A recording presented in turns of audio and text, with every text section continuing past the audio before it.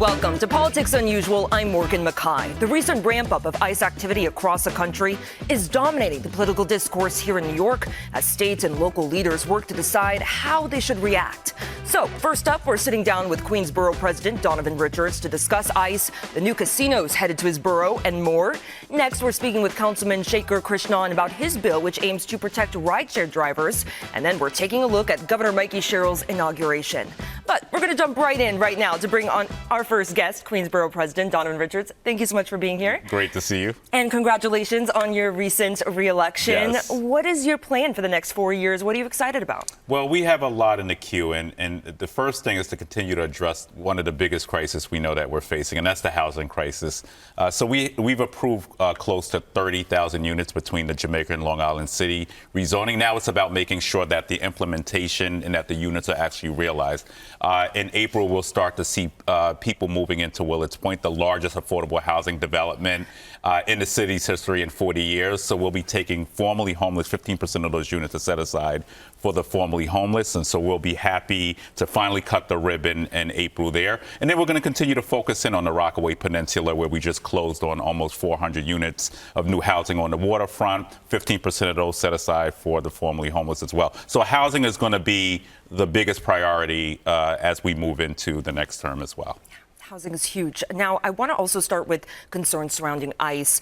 While we're not seeing the same level of activity here in New York as maybe Minnesota, for example, what concerns are you hearing from residents in Queens? Well, I'm just on a group chat this morning, and we've seen one of our leaders actually detained by ICE, a citywide leader here who's done a lot of work around human rights. And what we're seeing in Queens in particular is you're not seeing necessarily what you see in Minnesota, but you do have ICE sitting in their cars on corners and targeting people and taking them into custody in the wee hours of the morning. So they've been very strategic in how they're moving here, and we're just we're looking to ensure that as Tom Homan has spoke about ramping up in New York in particular, that we're prepared to defend our neighbors. Now, Governor Kathy Hochul is proposing a bill that would allow New Yorkers to sue ICE agents if they violate their rights. What are your thoughts? Absolutely. They have to be held accountable, and it's disgusting what we've seen. Yesterday, the video and the picture that came out of a 5-year-old, and as the father of a 10-year-old son, my heart just sank seeing a 5-year-old taken into captivity. And then you look at what happened to Miss Renee out there and how she was shot and killed. There has to be accountability. And part of that accountability is if they know that their pockets will get hit hard, perhaps they would act a little different. But it shouldn't even take us to get there. It should really be about humanity. Do you think there is ways that the state and the city can work with ICE when it comes to removing criminals? And right now, Democrats, I feel like, are saying more often now to abolish ICE. Where do you stand on the issue? So let me say this. The federal government already has the tools. They can do this work today. If they're targeting hardened criminals, I would say, I think most Americans, most people who reside in New York State and New York City would say, you know what, we support that. We're, if you come to America and you're causing havoc, that's not why we allowed you here, right? And as the proud son of an immigrant myself, my father became a United States citizen in 2020. The first election he could vote in was mine. Certainly, I am a very, very proud son of an immigrant, and 50% of Queens residents are foreign-born. Where I stand on abolish ICE in its current form, absolutely, we should abolish ICE. You can't fix what they're doing. The way that they're tear gassing people, attacking people, falsely arresting people, arresting United States citizens. How do you fix that? We need to impeach Krishnan, and we need to ensure that there's accountability in immigration. If ICE were to be removed, what would you suggest to replace it? Would there still be an agency that goes in? Absolutely. We need, first of all, we need comprehensive immigration reform. And that is something that Republicans have held up historically, right? So we need a pathway for immigration. We need to also ensure that, yes, there is an agency, but the way this rogue agency is operating today is unacceptable. You can't fix a rogue agency. There needs to be parameters put in place. I really hope that Congress really holds the line, especially Democrats, when it comes to the budget. No, we should not be increasing funding for ICE in its current state. Now, you also have two casinos coming to your borough after they got the green light from the Gaming Commission. Resorts World is going to become a full-fledged casino with table games, likely by the end of March. What are you hearing? Listen, we're ready. Queens get the money is what I'm hearing. We hit the jackpot, and you're talking upwards of 23,000 jobs. $5 billion of investment from these specific applicants, and then a $300 million fund that's going to go towards supporting community initiatives as well. And then you talk about open space, you talk about hotel activity. Listen, we had over 100 million people come between LaGuardia and JFK Airport last year. We want to make sure we're attaining that disposable income in Queens County, and I believe that both of these casinos are going to add to the fabric of Queens, but also ensure that we're an entertainment and gaming hub internationally. And then Steve Cohen is building Hard Rock Casino next to the Met Stadium. And this one's going to take a bit longer to build, but I believe I heard you say recently that you're going to expand ferry service to that area. Can you explain more? Well, we're working on it. And the irony of where we're doing the casinos, plural, is that we had two casinos in 1871 in Queens County. A lot of people don't know that history. We had one in Rockaway, and we had one literally across the street from Citi Field as well on the waterfront. So one of the things we're talking to the Economic Development Corporation is how do we expand more transit opportunities, obviously part of the money going into transit infrastructure from the casino will go into the 7 line. So we will have a new 7 line station there. But then how do we expand service to the Bronx? We want people from the Bronx to come and be able to enjoy a Citi Field game too, enjoy a concert, come to the first soccer stadium, which is being built in New York City as well, right across the street from Citi, and enjoy a great game of football as well. So a lot of work to still be done in that area, but we're moving ahead working with the City Economic Development Corporation on the feasibility of it. I love the ferry. I'm full proponent of that plan. But now a big issue that came up in the mayor's race, actually, Roosevelt Avenue. While it's a very diverse stretch, it's also known for its sex workers, crime, and other quality of life issues. What more needs to be done to clean up that area? Well, let me say this. There's been a lot of work being done. And, you know, part of the challenge was, just as we talk about immigration, we had a lot of people who, of course, came to Queens County as we saw the migration patterns increase, you know, at the height of the influx of our migrant brothers and sisters. So naturally, they're going to come to Queens because we're the most diverse county in the United States of America. You're going to feel home in Queens. So, you know, part of the challenge was when people can't work, they're going to resort to underground work, right? And then with that, there's a hole that's created by human traffickers, right? So the district attorney has done a lot of work. There's been a lot of arrests on human trafficking up there. But I just talked about the casino too, right? 23,000 jobs right up the block. How are we maximizing opportunity for our street vendors in Corona Plaza? How are we ensuring that now that we have a new mayoral administration who's not interested in just criminalizing our communities, how can we work with now the Mamdani administration to see some real investment in that community? And there has been talk about a bill to decriminalize sex work here in New York City. Where do you stand on that bill? No, listen, we don't want to see people criminalized for doing underground work. We need to hold the human traffickers accountable. That's the bottom line. We need to hold the John Does who are utilizing the services accountable. I think we need to find a pathway to ensuring that there are services given to individuals who may be doing sex work, that there's investment put in their community to offer them other opportunities. I don't think when I wake up in the morning that they're the people that I met, and we've met some of those sex workers, they're not doing it out of, oh, I just wake up in the morning and I want to become a sex worker. Some are actually doing it because it's called survival work. So how are we giving them pathways outside of that specific work? Now, Mayor Mamdani, new administration, he's already facing some challenges. The city's facing a $13 billion budget deficit over the next 2 years. That's what it looks like right now. What are you most concerned about with this? I know you don't have a direct impact or role in the budget process, but well, we do. We do. Yeah, you guys are directly impacted by the budget. Yeah, because we also remember our budget in which we've distributed over $400 million over the course of my tenure into schools and hospitals and parks. So borough presidents do get a sizable amount of capital. So when you talk about deficits, that's money going directly into many initiatives across the county. And then we also do weigh in on the mayor's by law, we have to weigh in on the mayor's budget as well. So, one of the challenges is, with this $13 billion deficit, there were a lot of things that he spoke of, whether that's universal child care, which I'm very grateful to the Governor Hochul taking on.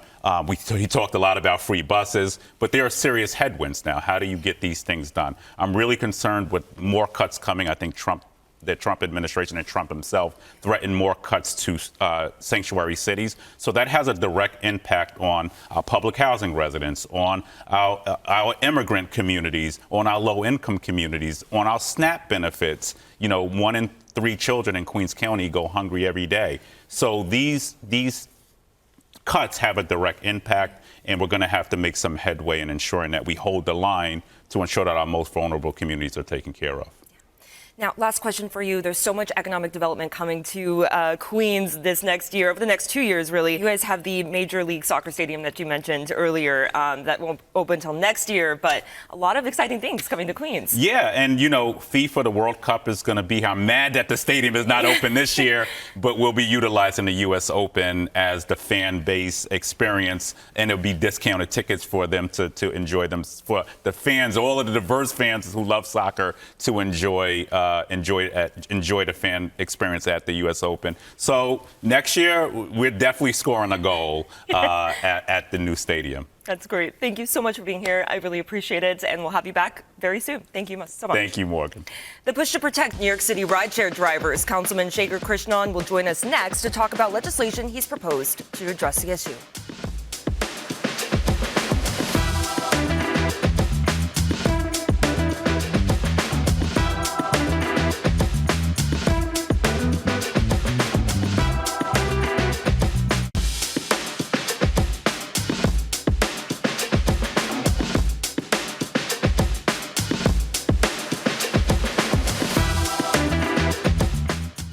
Welcome back to Politics Unusual. The City Council passed a bill in December which aims to protect rideshare drivers against sudden firings with no chance to appeal. But former Mayor Eric Adams vetoed this bill and 18 others on his last day of office. So joining us now is the bill sponsor, Councilman Shekar Krishnan. Thank you so much for being here. I really appreciate it. Thanks for having me on, Morgan. It's an honor to be here.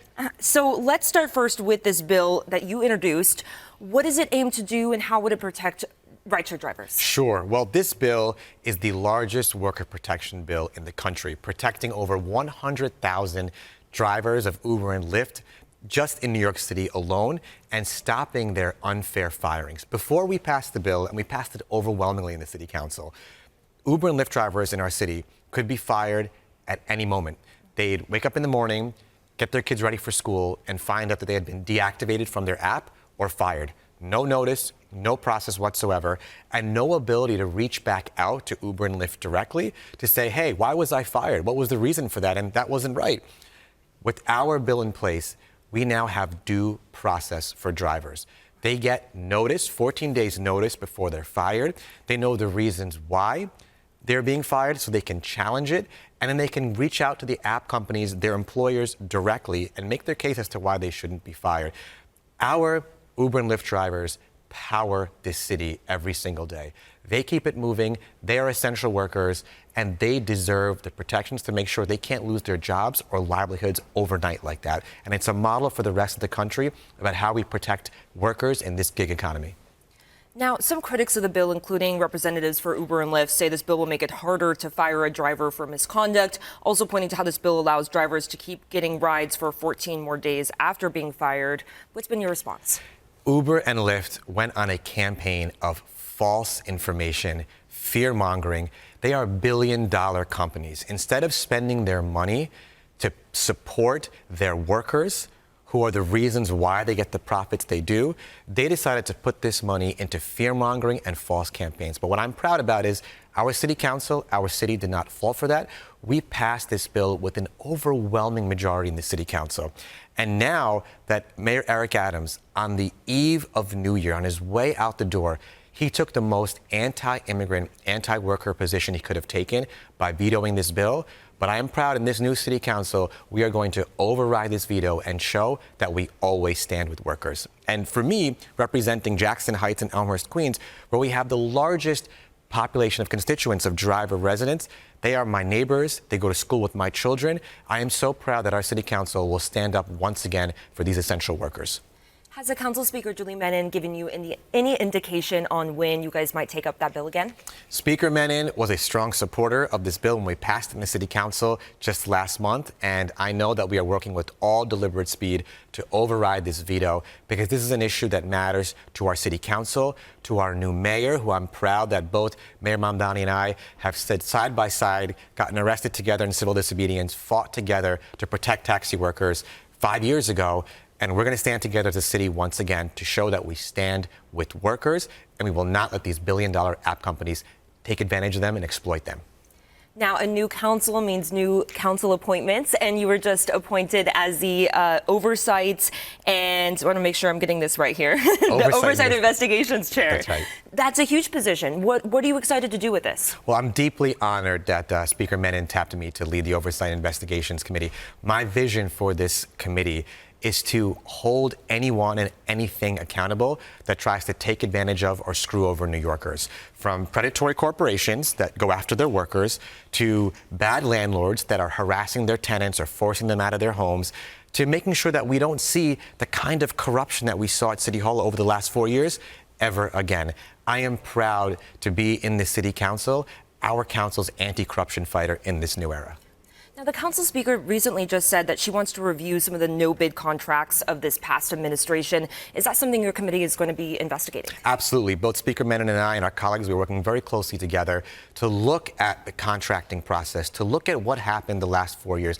We really need to take a look back, as our Speaker has said clearly too, take a retrospective look at the last 4 years. We have seen levels of corruption in city agencies across City Hall that, frankly, we have not seen since Tammany Hall.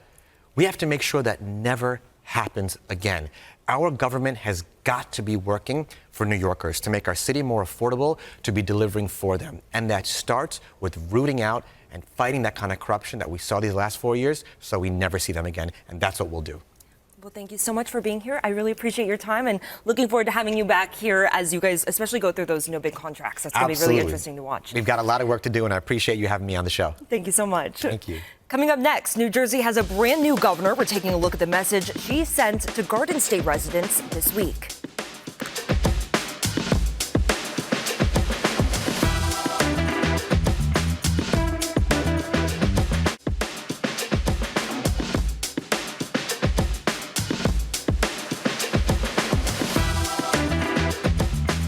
The Garden State officially has a new governor. Governor Mikie Sherrill has been sworn in as the 57th governor of New Jersey and just the second woman to hold the office.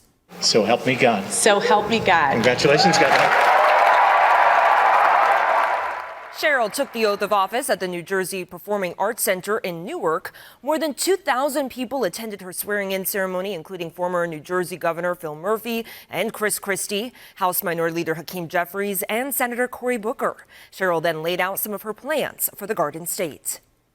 We can lead scientific innovation, create art that moves millions, build small businesses to lift up entire communities, and homes to pass on to our kids. But for families to succeed, they need to be able to afford to live here, to thrive in New Jersey. The governor was later joined by family, friends, and supporters for an inaugural ball at American Dream. Sherrill went on to sign 6 executive orders during her first day in office. Next up, we're going to test your knowledge, so stay with us as we take a look at some political history.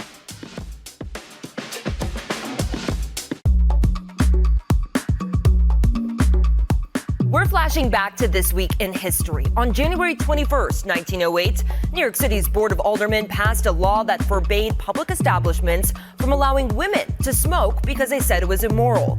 And many interpreted the law to mean that women were prohibited from smoking at all in public. The law was vetoed by the mayor just 2 weeks later and inadvertently opened the door to more freedoms for women. Finally, tonight, we're testing your knowledge.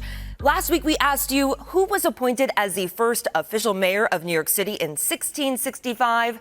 The answer, Thomas Willett. He was appointed as the first mayor of New York prior to when America gained its independence. He helped transition the city from Dutch to English rule. Now, to this week's question. At what age are New York City residents eligible to run for a seat on the city council? Now, don't Google the answer, but if you want to take a shot at it, go ahead, scan the code on your screen. That's going to take you to our website, fox5ny.com, where you can type in your answer, then check back here next week to see if you're right. That does it for this episode of Politics Unusual. Thank you so much for joining us. I'm Morgan McKay. Have a safe night. Extras up next.